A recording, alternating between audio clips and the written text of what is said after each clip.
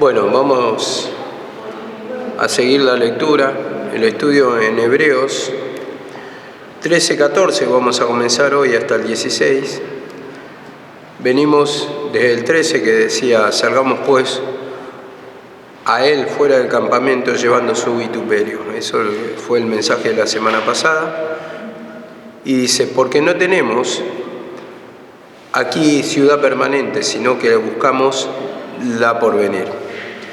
Entonces, como dice, salgamos fuera de la ciudad que padeció el Señor, mostrando, como lo explicaba la semana pasada, el rechazo que le tuvieron los judíos, y cómo ese rechazo se produjo, ¿por qué? Porque tenía la confianza en la ley, ¿no?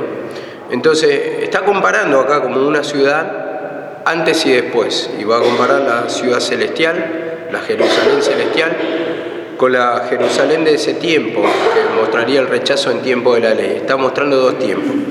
Y acá dice la palabra, porque no tenemos aquí ciudad permanente, sino que buscamos la porvenir. Entonces este versículo se va encadenando con el anterior, cuando buscamos ciudad celestial y no la de esta tierra, como vuelvo a repetir, en tiempo de la ley. Entonces dice, salgamos de esta ciudad, salgamos pues a él. La ciudad del pecado representaría, o donde se manifiesta el pecado en tiempo de la ley, y tenemos la nueva ciudad, la nueva Jerusalén. Dice 15, y vamos a tratar de entrar en contexto después. Dice en el 15, así que ofrezcamos siempre a Dios por medio del sacrificio de alabanza, es decir, de frutos de labios que confiesan su nombre. Entonces, ofrezcamos pues sacrificio, dice, por medio de Cristo, por medio de él, sacrificio de alabanza, es decir, frutos de labios que confiesan su nombre. Y vemos acá la palabra, cuando dice confiesan su nombre, están diciendo los que creen, esos son los que confiesan. ¿Por qué? Porque están confesando que Cristo es el Salvador en ese tiempo, lo ponemos en contexto. Y confirman a través de su prédica, a través de su encuentro espiritual, a través de creer, confirman que es el Cristo. A ver, dice una versión, la versión moderna dice esto: nuestra ofrenda a Dios es darle siempre, dice, gracias, por medio de Jesucristo, pues hemos dicho que Él es el Señor, vemos. Y en el 16 dice, y de hacer bien de ayuda mutua no os olvidéis, porque de tales sacrificios se agrada Dios. O sea, ayúdense entre ustedes, dice, la ayuda mutua, porque de esos sacrificios se agrada a Dios. Vemos que en el tiempo de la ley lo que mostraban era un sacrificio de animal por pecado, ¿no? Pero acá le está hablando del obrar ya, no simplemente de quedarse con ese sacrificio, y hacen todo lo contrario en la vida. O sea, en la vida natural, no ayudando, ¿no? Están mostrando el pensamiento egoísta que existía en ese tiempo, porque dice, sacaste tu prenda del desnudo y comiste el pan del hambriento, y va mostrando cosas así como actuaban en maldad a los judíos, a pesar de que tenían la palabra de Dios que le indicaba que tenían que proceder o hacer todo lo contrario, en este caso la ayuda mutua. Entonces ahí se ve, yo entendía esto, la naturaleza egoísta del ser humano, ¿no? Que en vez de ayudar a los demás, vamos, ¿por qué? En contra de la naturaleza que dice el Señor, y vamos, digamos, viviendo nuestra naturaleza que se va manifestando, porque nuestra naturaleza es contraria a la de Dios. Entonces, lo reflejamos solamente un pedacito, porque esto no es lo que quiero tocar hoy, pero por ejemplo, cuando le dice al rico, ve y vende todo lo que tienes, y dice, y dáselo a los pobres, y tendrás parte en el reino. Y dice que se fue muy triste. Bueno, ¿por qué? Porque era muy rico y no se quería desprender de su posesión natural. Entonces así también es la naturaleza egoísta del ser humano, porque, a ver, lo que ganamos, por naturaleza no lo queremos compartir. ¿Por qué? Porque, a pesar de que va en contra de la palabra, ¿por qué? Porque amamos tanto el dinero, la codicia, y uno por egoísmo ya, al ganarse y las cosas, ¿no? Por su propio lomo, por su propio trabajo, y que son difíciles de muchas veces ganar el dinero, entonces ahí es cuando se presenta el sálvese quien pueda. Bueno, yo me estoy humillando, yo tengo, y si el otro no tiene porque es un vago, porque no quiere trabajar, y presenta diferentes cosas en nuestra mente resultan un argumento. Y dice así la palabra. En Romanos 12:3 quiero tocar con respecto a esto. Dice así la palabra, para darle un poquito, no, un pantallazo a esto, no es que voy a tocar esto, porque quiero tocar lo de la ciudad. Y dice así la palabra, 12:3, contribuyendo a la necesidad de los santos, practicando la hospitalidad. Vemos, contribuyendo a la necesidad de los santos. Entonces, lo que está diciendo nuestra palabra, nunca se olviden de hacer lo bueno, ni de compartir con los que no tienen nada. Esos son los sacrificios que agradan a Dios. Esto es lo que yo escribía después. ¿Por qué? Porque nuestra naturaleza siempre va a ser contraria. Entonces, ¿qué quiere que hagamos el Señor? Que matemos esa vieja naturaleza. La naturaleza ¿qué? Egoísta. La naturaleza mezquina. La naturaleza que no le interesa al prójimo que está sufriendo. Entonces, nosotros, de la manera que el Señor pide que procedamos para poder sacar del sufrimiento del dolor, debemos actuar, no apañando pecados, lógicamente, pero sí ayudando en ese momento, en esa circunstancia. Y recordemos, ¿de dónde viene este contexto? Por ejemplo, muchos caían en la esclavitud porque se le iban malas cosechas en su trabajo, ¿no? Le iban malas cosechas, venía tiempo de sequía y caían en la pobreza. Las mujeres quedaban viudas, por ejemplo, y no tenía quien le trabaje la tierra, entonces estaban condenadas a la pobreza, a la miseria, al hambre, a morir prácticamente. Entonces, para que no caigan en esa muerte, entonces, ¿qué hacían? Se ofrecían como esclavas para pagar sus deudas, trabajaban para otro, para poder solventar sus gastos y simplemente ganaban para su necesidad de mantenimiento de la comida. Entonces, eran todas cosas que estaban pasando en ese tiempo y muchos caían en esclavitud y no le perdonaban. Entonces, en vez de ayudarla, lo que hacían era esclavizarla y la explotaban prácticamente. Y entonces, de ahí se desprenden estos versículos para mostrar el contexto cómo era en ese tiempo difícil, que había muchos limoneros, había mucha necesidad, había muchas viudas. Y entonces, todo esto lo contempla la palabra, pero se ve que el judío no lo aplicaba. Entonces, de ahí es que le reprende el Señor y le aplica la palabra, y como dice la palabra, contribuyendo a la necesidad de los santos, practicando la hospitalidad de saber recibir bien a la gente, y como dice, que estos son los sacrificios de Dios, y dice, vuelvo a leer, y de hacer bien y ayuda mutua, no os olvidéis porque de tales sacrificios se agrada el Señor.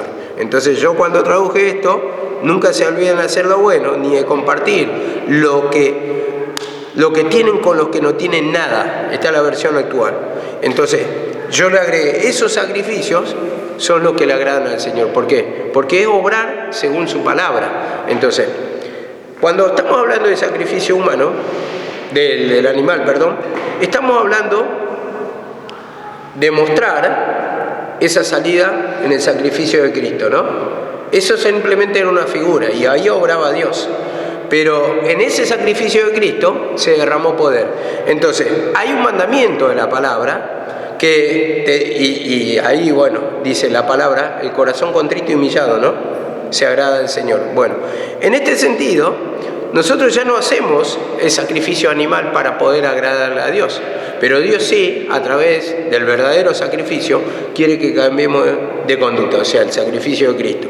Entonces yo me arrepiento, vos te arrepentís, nos arrepentimos todos. Entonces, como Dios es amor y ayuda al prójimo, al ser humano, entonces lo que van a hacer de nosotros es lo mismo, con la palabra, con el buen atender, con amar a nuestros semejantes, con el buen trato, con el cariño y la ayuda en lo que se le pueda dar o lo que tengamos para dar, porque Dios no te va a pedir lo que vos no tenés. Pero si hay una necesidad y vos tenés que compartir, como dice la palabra, con el que padece necesidad, entonces de eso te requiere y te va a decir, bueno, vos podés ayudar con esto, y vos vas a poder ayudar con esto, y vos vas a poder ayudar con esto. Entonces, si tenemos para ayudar y tenemos la posibilidad, entonces Dios no quiere que nos hagamos lo desentendido, porque ese cambio de conducta es el verdadero sacrificio que le agrada al Señor. Porque estaba el sacrificio de animales, pero ya te digo, el sacrificio de animales era una figura, después está el sacrificio de Cristo.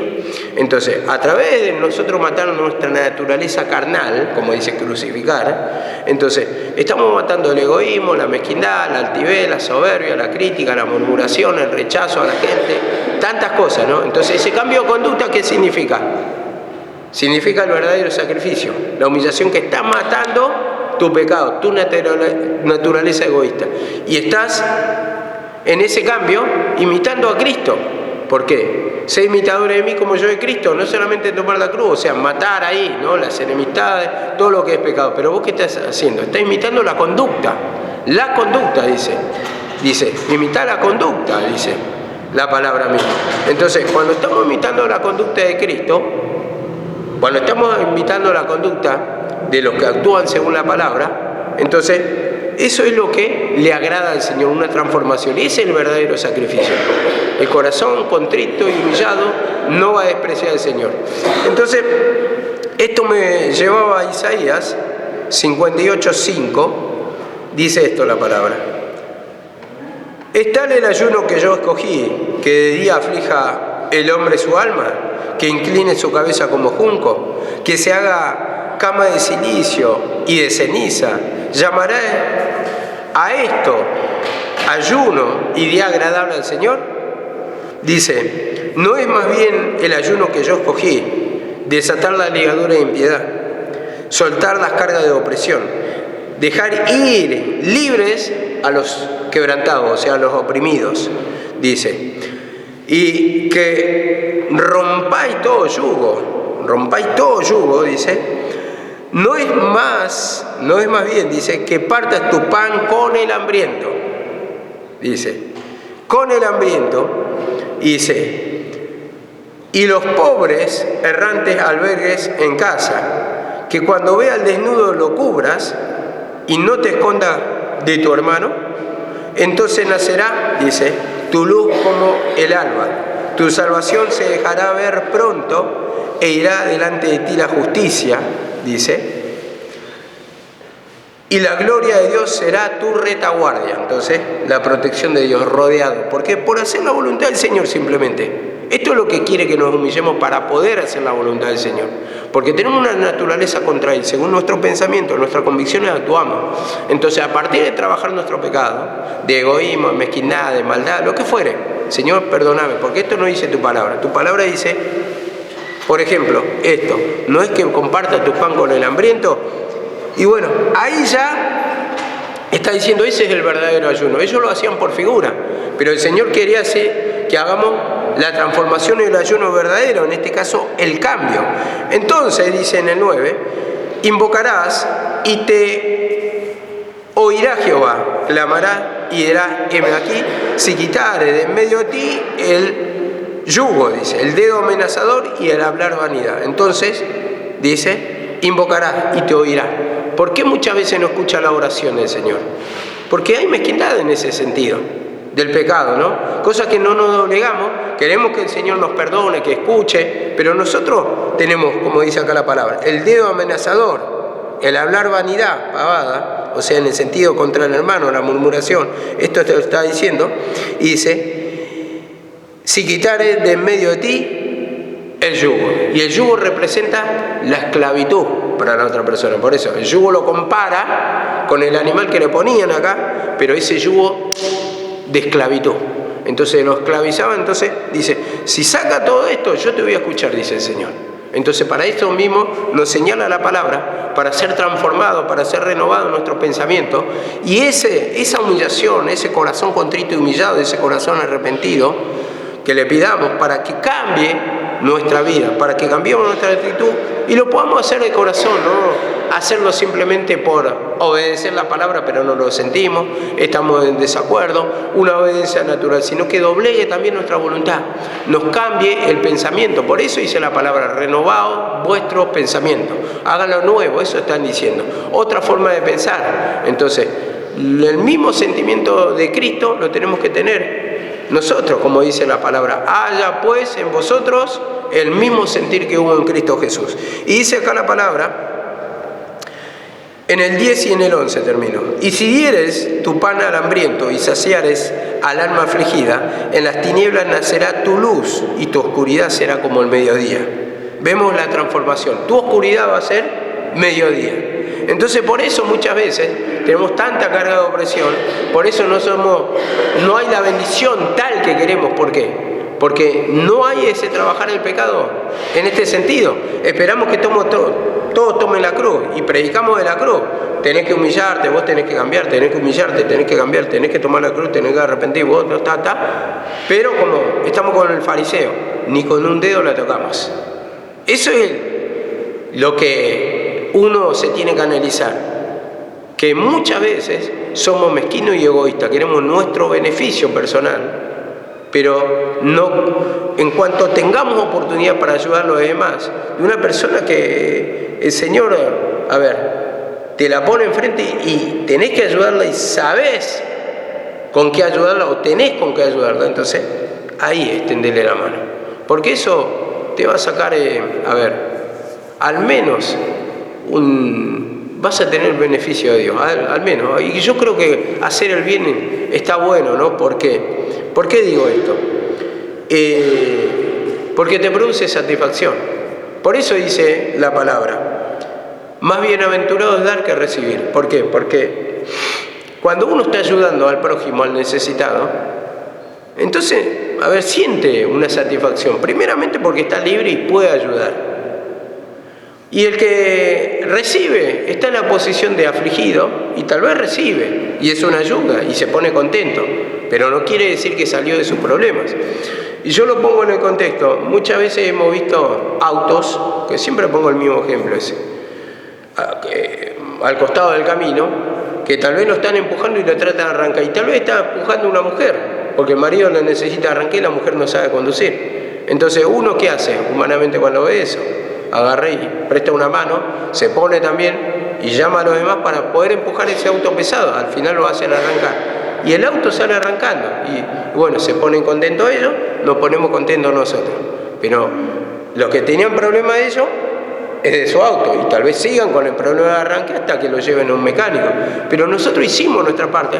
Y en esa pequeña ayuda hay una satisfacción. Decir, arrancó el auto, qué bueno, y lo festejamos, ¿no? Nos ponemos contentos, una sonrisa para el ayudado y una sonrisa para nosotros.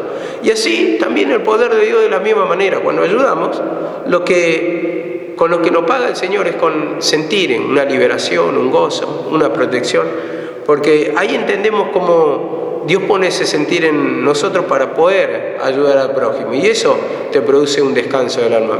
Mientras tanto, uno es egoísta, uno es mezquino, siempre, y no quiere ayudar a los demás. ¿Por qué? Porque ya está el dedo amenazador, el acusador, está así por esto, y uno se llena de maldad.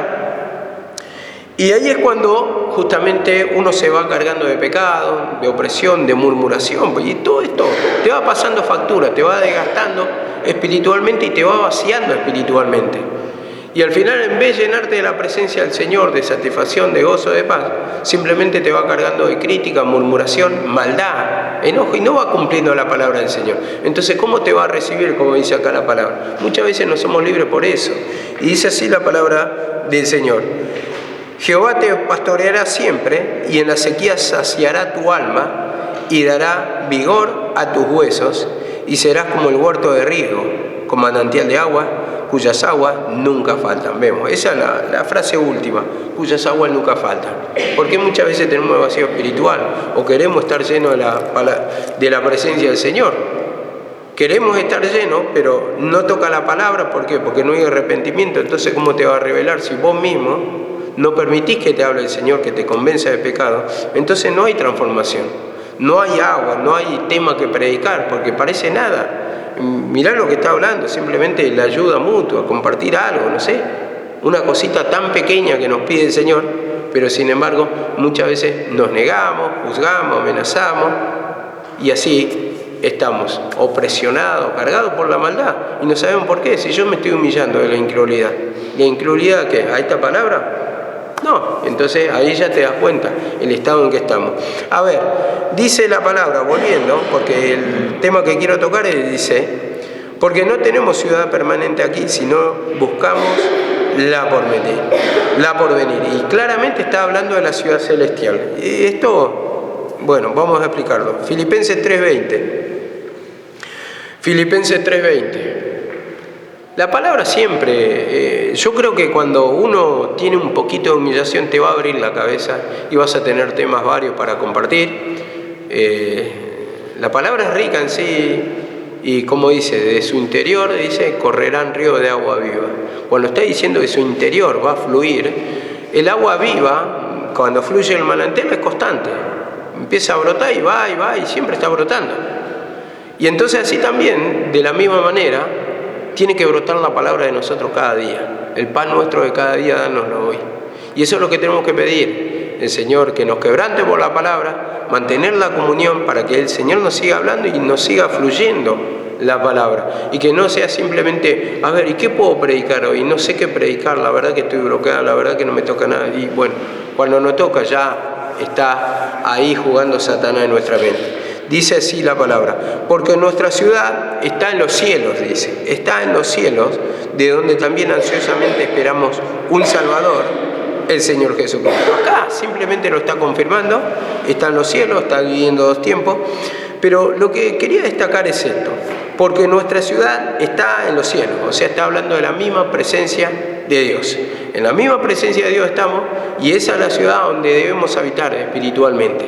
Entonces nosotros cuando estamos en el Espíritu, cuando estamos quebrantados, cuando hay arrepentimiento, estamos en contacto con Dios.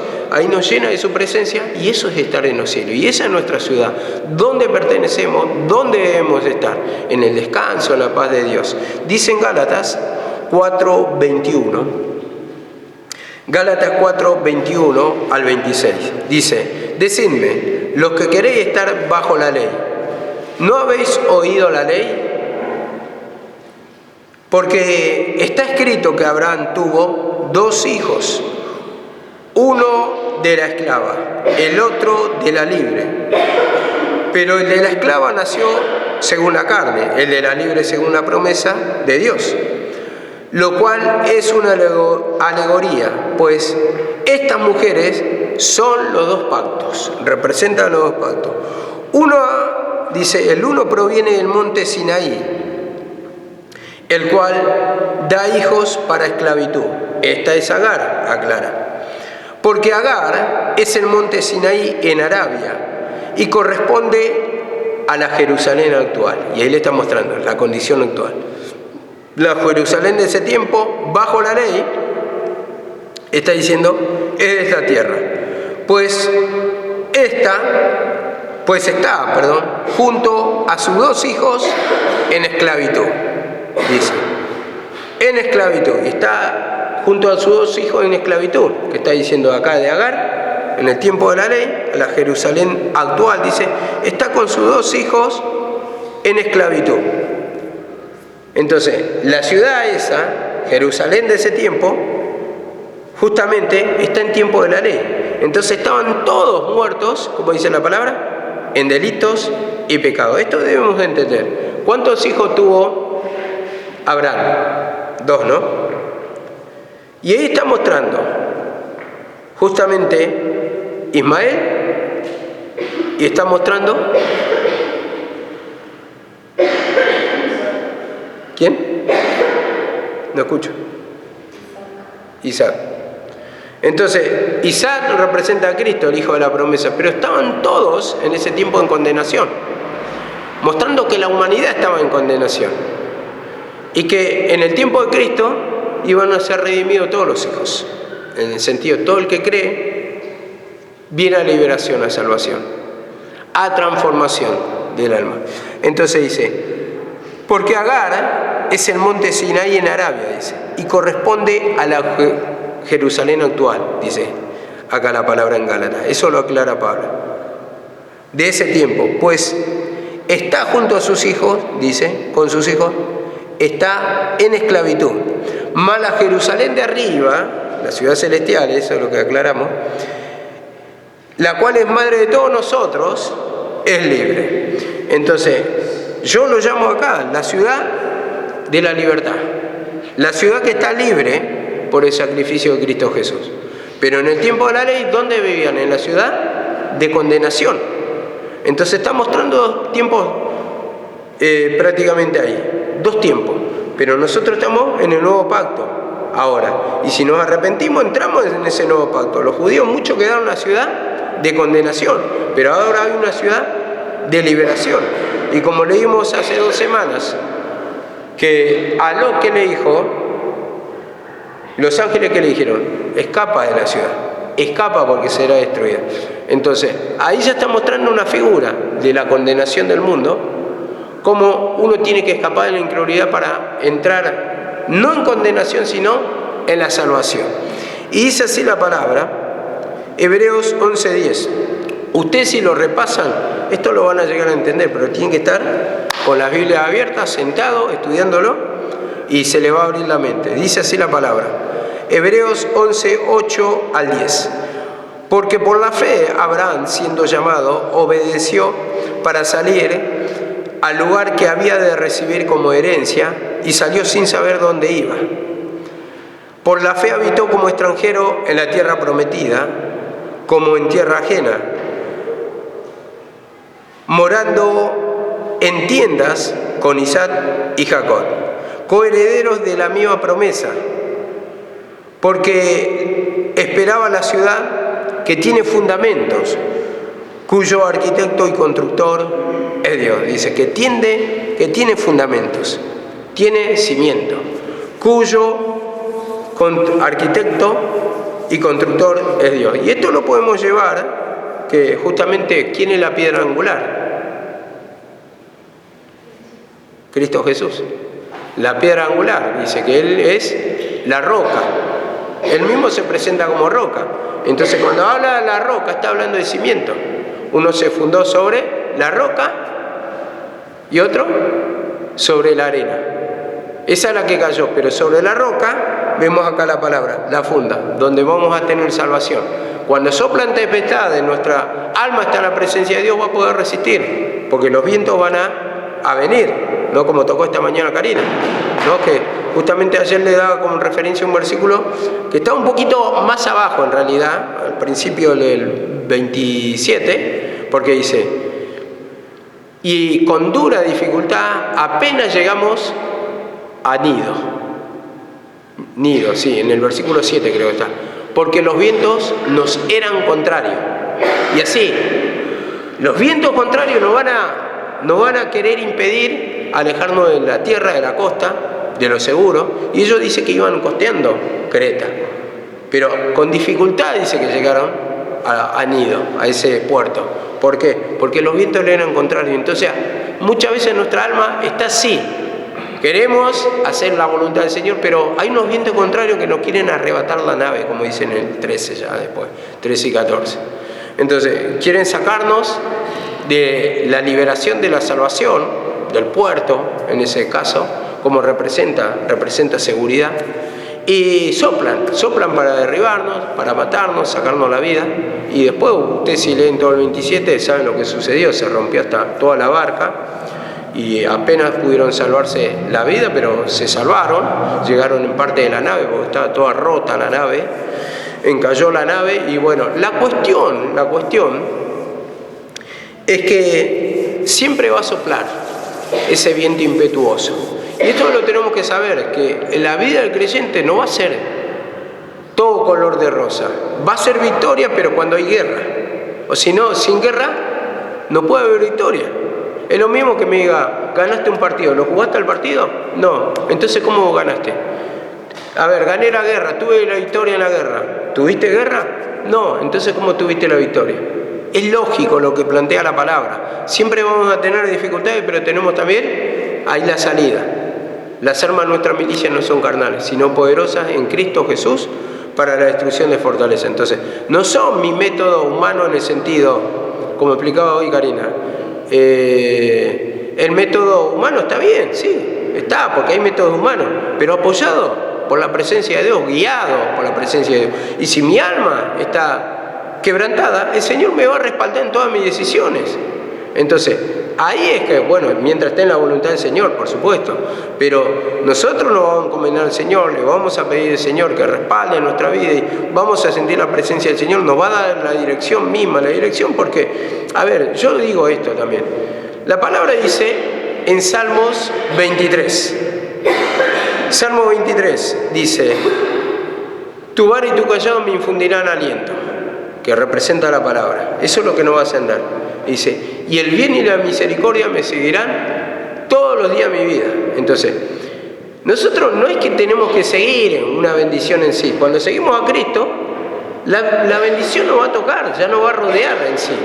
¿Por qué? Porque hacemos la voluntad del Señor. Entonces, no puede, como dice, la pestilencia no tocará tu morada, por decir algo, así dice la palabra. Entonces hay una promesa de protección del Señor, hay una promesa de bendición, pero nosotros caminamos, la bendición nos va a perseguir a nosotros, se nos va a pegar a nosotros, pero no es porque nosotros buscamos esa bendición, sino porque Dios está con nosotros. Entonces nosotros mismos atraemos la bendición al sentir la presencia del Señor, porque Dios es mismo bendición. Y dice así la palabra del Señor. 11:13.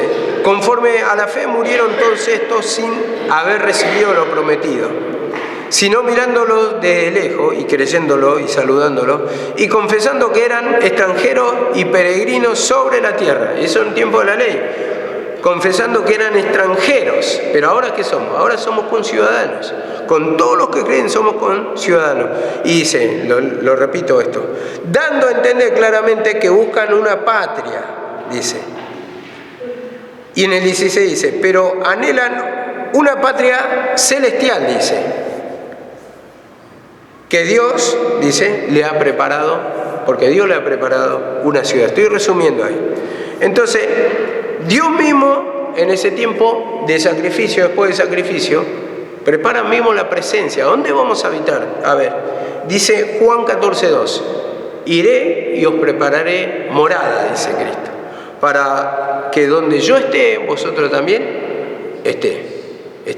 Entonces, vemos acá la palabra, ¿dónde vamos a habitar? El Señor nos prepara una patria celestial, una nación celestial, una ciudad, en este caso dice morada, donde van a habitar, que está hablando claramente de una ciudad, pero ahí van a estar los que creen, porque eso dice Cristo, iré y prepararé morada, y vendré otra vez y os tomaré de mí mismo, está diciendo. Todos los que tienen mi naturaleza, todos los que son renacidos, los que tienen fe en mí, entonces van a estar en mi presencia. Eso está diciendo, pero está hablando de un estado espiritual para que entendamos. Y como en ese tiempo, a través del sacrificio, se parten dos tiempos.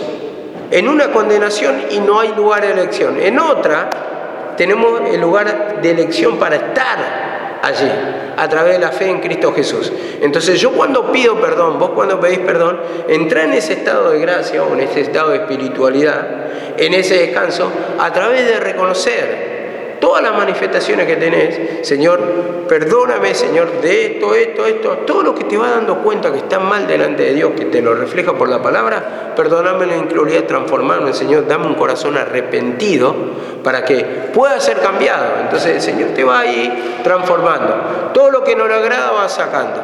Y todo lo que es esencia del Señor mismo te va transformando, pero no simplemente por decir voy a hacer esto porque le agrada a Dios, sino que ya uno lo va a sentir de hacerlo y no va a querer pecar. ¿Por qué? Porque ya tiene otro sentir, otra manifestación, otras maneras que le nace interiormente. Y dice así la palabra, Efesios, esto es lo que cité recién, 2:18 y 19. Porque por medio de Él, los unos y los otros tenemos entrada a un mismo espíritu al Padre.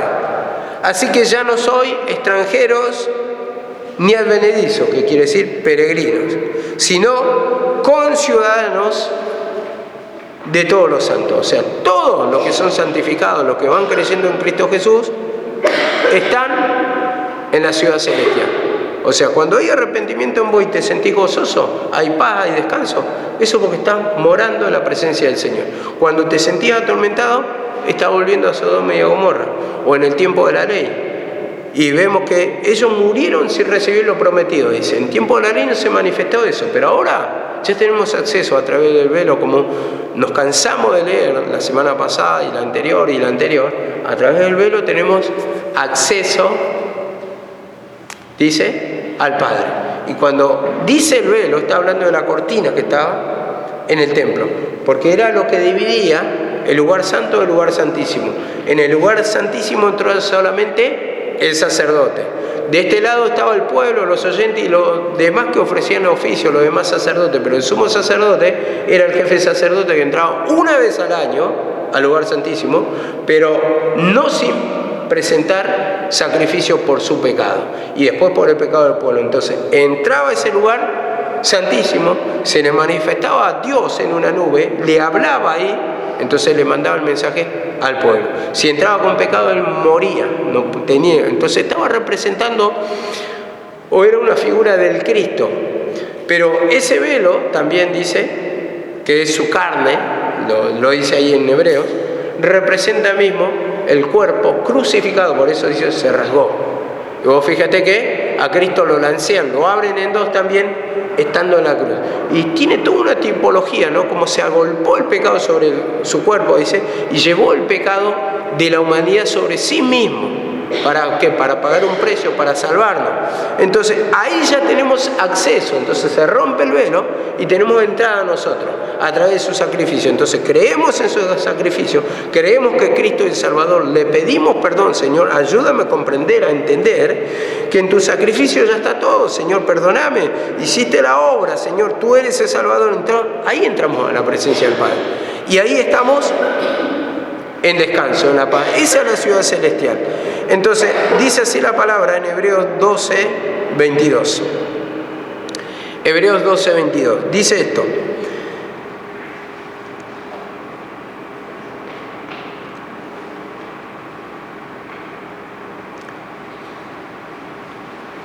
Sino que habéis acercado al monte de Sión, a la ciudad del Dios vivo, Jerusalén celestial. Y en el 24 dice, a Jesús, mediador de un nuevo pacto, y a la sangre rociada que habla mejor que la de Abel. Os habéis acercado al monte de Sión, a la ciudad del Dios vivo. Pero en el 18 dice primero, esta es la parte que yo copié, porque no os habéis acercado al monte que se podía palpar, que se podía tocar. Eso era en el tiempo de Moisés, donde le dio la ley, donde se manifestó la presencia del Señor, donde había relámpagos, donde se tornó todo oscuro, donde una nube cubría el monte y el pueblo tenía miedo en sí. A ver, ese era el monte naturalmente hablando, en tiempo de Moisés. Y dice, no se acercaron a ese monte que se podía palpar, sino se acercaron al monte de Sión, ciudad del Dios vivo, dice, Jerusalén celestial. Entonces vemos, está dividiendo dos tiempos claramente. En tiempo de Moisés, que es el padre de la ley, vamos a decirlo así, al quien le dio la ley, ese monte se podía tocar. Entonces, todas las figuras de las cosas que fabricaban ellos para alabar, por ejemplo, el tabernáculo, el altar del sacrificio, el altar del holocausto, a ver, la mesa de la proposición, donde ponían los 12 panes, a donde quemaban también el sahumerio, todo era figura, representaba y tenía una figura, y eso se podía tocar, sí, porque era palpable, pero vemos, ustedes no se acercaron a ese monte o a ese tiempo donde se podía y se veía por figura, sino se acercaron al monte de Sión, a la ciudad del Dios vivo, Jerusalén celestial. Entonces está hablando de arriba, de la presencia. ¿Por qué siempre celestial? Porque habla de un poder superior, de lo más alto. Entonces, por eso compara, como los cielos son altos, dice que no se pueden alcanzar, tocar. Entonces compara cómo es Dios, dónde está supuestamente, ¿no? Dios está en todos lados, en realidad. Está en todos lados, no tiene un lugar físico en sí, sino que Él entra en nuestra mente a través de nosotros reconocer que necesitamos la liberación, de arrepentirnos de los pecados. Entonces, como dice la palabra, vosotros sois templo de Dios. Entonces, nosotros mismos somos el templo, lo que recibimos en nuestra mente, ahí, cuando habita Dios, por eso dice, Emmanuel, ¿qué quiere decir? Dios con nosotros. Entonces viene el Cristo, la misma esencia de Dios, la misma naturaleza, y habita con nosotros, y habitó con los hombres, dice. En ese tiempo habitó con los hombres, estuvo en los hombres, pero ahora habita en nuestra mente. Y como dice la palabra acá, dice a Jesús, mediador de un nuevo pacto. Entonces nos acercamos a Él por, dice, el mediador de un nuevo pacto, mediador, intermediario. Hay un nuevo pacto por la cual llegamos a Dios, pero el mediador, ¿quién es? Jesús, intermediario, el que nos lleva, el que nos hace la conexión con el Padre. Entonces ahí sentimos la presencia del Señor. Dice así la palabra, segunda de Pedro 3:13. Segunda de Pedro 3:13 dice, pero según su promesa, nosotros esperamos cielo, dice, nuevo y nueva tierra, en los cuales mora la justicia. Vemos, esperamos cielo nuevo y tierra nueva, según la promesa. ¿Y la promesa cuál era? ¿O en qué tiempo se manifestó la promesa, digamos? En tiempo de la ley se prometió que iban a tener salvación, que iba a haber un libertador. Eso en tiempo de la ley, pero según la promesa nosotros estamos esperando, estaba dividiendo dos tiempos también. El cielo nuevo, la tierra nueva, en los cuales mora la justicia. Vemos. Y ese cielo nuevo y tierra nueva son los tiempos después de la manifestación del sacrificio de Cristo, dice donde mora la justicia. Y cuando está diciendo la justicia, está diciendo, vos sos justificado por la fe. Eso dice en Romanos 5:1. Justificado, pues por la fe tenemos paz con Dios. Entonces ya no hay una pelea con Dios, sino una unión con Dios al creer que en ese sacrificio que el Cristo vino a pagar por nosotros, que es intermediario, y le pedimos perdón y tenemos acceso con el Padre, unión, salvación con el Padre, por medio de su sacrificio. Entonces ahí es cuando nosotros tenemos que pedirle mucho perdón, para hacernos entender nuestro estado espiritual y para poder estar en contacto con Dios y, como dice, donde mora la justicia. ¿Y vos te sentís justificado? Entonces no estás en la presencia del Señor. Cuando vos pedís perdón, vas a sentir la liberación y ahí sentís la justificación de Dios. Los que creen, entonces ya son libres, han recibido la salvación. Y el que no cree ha sido condenado. Entonces al no creer estamos en la ciudad de Satanás. Pero al creer estamos en la ciudad de Dios, donde dice gozo, paz, alegría, paciencia, benignidad. Eso es la ciudad de Dios. Y dice, finalmente, voy a sacar un versículo y voy a dejar este. Apocalipsis 21:1. Dice, vi un cielo nuevo y una tierra nueva, porque el primer cielo y la primera tierra pasaron, y el mar ya no existía más. Y yo, Juan, vi la santa ciudad, la nueva Jerusalén, descender del cielo de Dios, dispuesta como una esposa ataviada para su marido, como una esposa o como una novia vestida para su marido. O sea, está diciendo ropa de casamiento. Y ese casamiento es un enlace espiritual. Está hablando de la salvación mismo en ese tiempo, ¿no?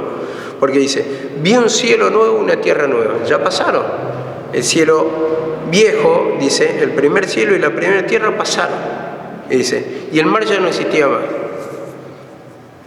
Vemos, está tan claro que está hablando algo, una figura para entender, ¿no? Esa visión, una figura.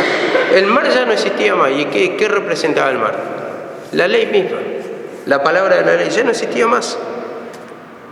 Ese mar, porque representa el mar, el agua representa la palabra. Porque acá está mostrando el mar por la ley.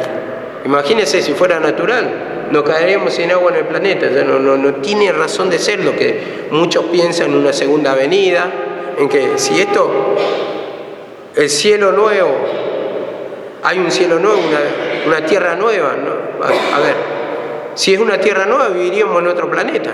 Si es un cielo nuevo cambiaría de color, no sé, como lo interpretarán naturalmente.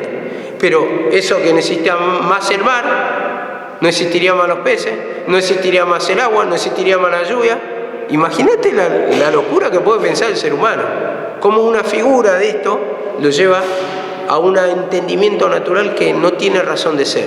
Por eso se tiene que interpretar bien. Bueno, un día vamos a tocar mucho más en profundidad para tocar esto, pero se ha tocado varias veces sobre estos temas. En las prédicas de mi mamá también hay muchas que vamos a ir subiendo de a poco. Y yo al menos lo entiendo, pero vamos en su tiempo, cuando va llegando se van tocando los libros, se van a ir desarrollando los temas para no quedar duda, o al menos, si te queda la duda, quedan las prédicas grabadas, y el día que te vaya humillando, como quedaron las prédicas de mi mamá. Muchas cosas no entendía en ese tiempo, pero ahora a través de escuchar se me va abriendo la mente. Entonces quedan prédicas que son testigos para poder tener, digamos, un fundamento de lo que creemos, para poder comprenderlo. Si no lo comprendemos ahora, bueno, quedan las prédicas grabadas. El día que me muera, ustedes lo pueden entender también, porque van a quedar las prédicas testigos de mi mamá, la mía, la de Karina, el que fueron los instrumentos que van predicando y que van entendiendo esto que era tiempo de figura, y para poder interpretar correctamente la palabra de Dios. Amén. Seguimos mañana.